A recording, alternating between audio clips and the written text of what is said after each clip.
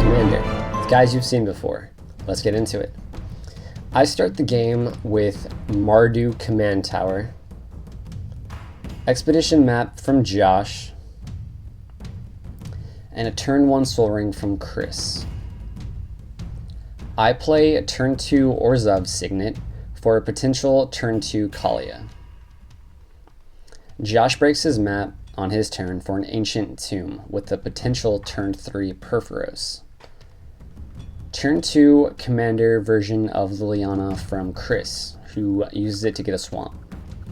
I decide to hold off on playing Kaalia without haste with Liliana on the table. Ronnie gets a turn 3 ramp spell with Nature's Lore, using it to find a forest. Ancient Tomb, 2 damage, and Purphoros from Josh on his turn. Another swamp and his commander on Chris's turn, Toshiro Umezawa. Despite Liliana being on the field, I cast Kaalia of the Vast on my turn. Doubling Season from Ronnie. Sol Ring, 2 damage, and Siege Gang Commander from Josh. We each lose 8 life when they enter.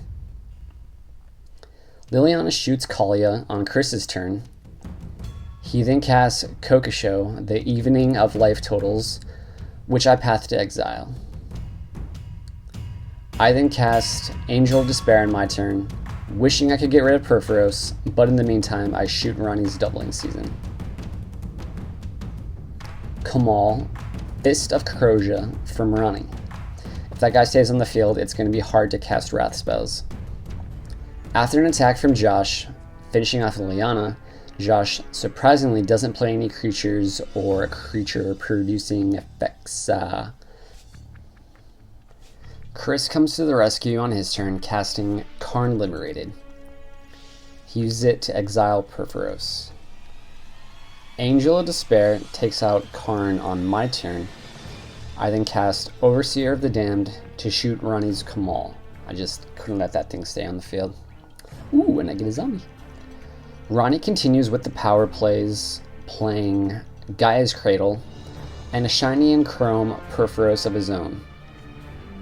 Josh then recasts Purphoros on his turn for some dueling Purphoros action. Where's the legend roll when you need it? Josh then attacks Ronnie since he's open, and I think he's a little jelly of his Purphoros. Josh takes 2 damage from Ancient Tomb and pumps his guys with Purphoros' ability, dealing Ronnie 7 damage. On Chris's turn, he casts Mind Twist for 4, making Josh discard that many cards at random. That hurts. That's like 4 counterspells all at once.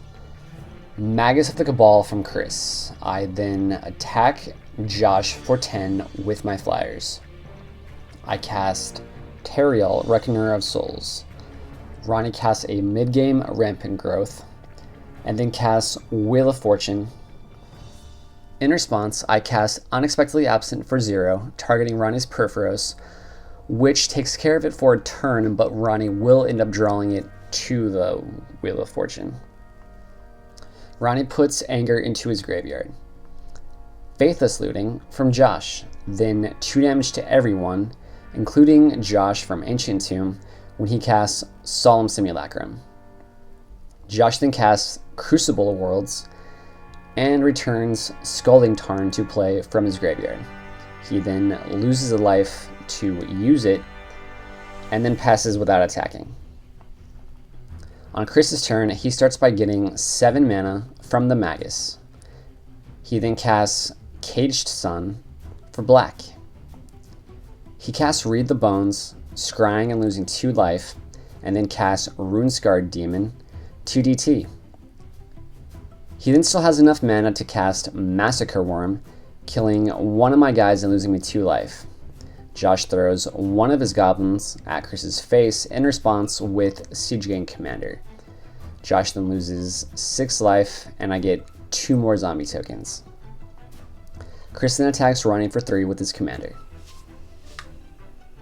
On my turn, I attack Ronnie for 8 and Josh for 10 with my creatures.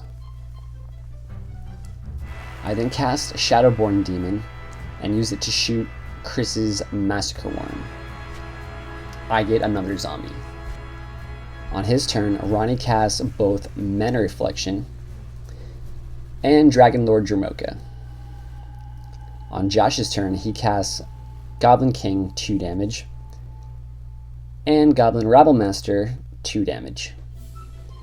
Josh then goes to combat, and in response, I put the only creature from Josh's graveyard into play on my field, which is Massacre Worm, dealing Josh 4 damage. Josh then loses another 2 life from Ancient Tomb when he Chaos Warps, targeting his goblin, and gets another goblin which also dies. Chris wins the game on his next turn. He starts by Slaughter Pacting Ronnie's Dragon Lord. Chris then attacks, killing both Ronnie and Josh since they are such low life.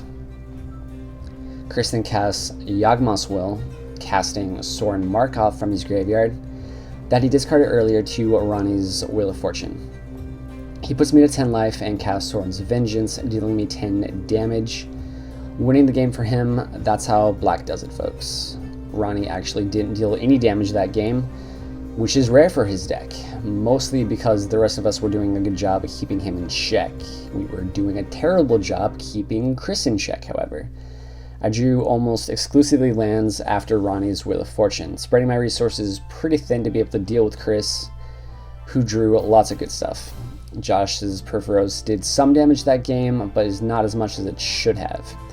His deck really hates Massacre Worms.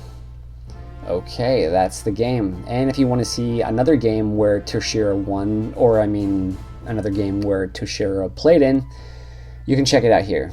Or a game where Hazezon actually did some damage. Otherwise, we'll see you next time, cloners. Alright.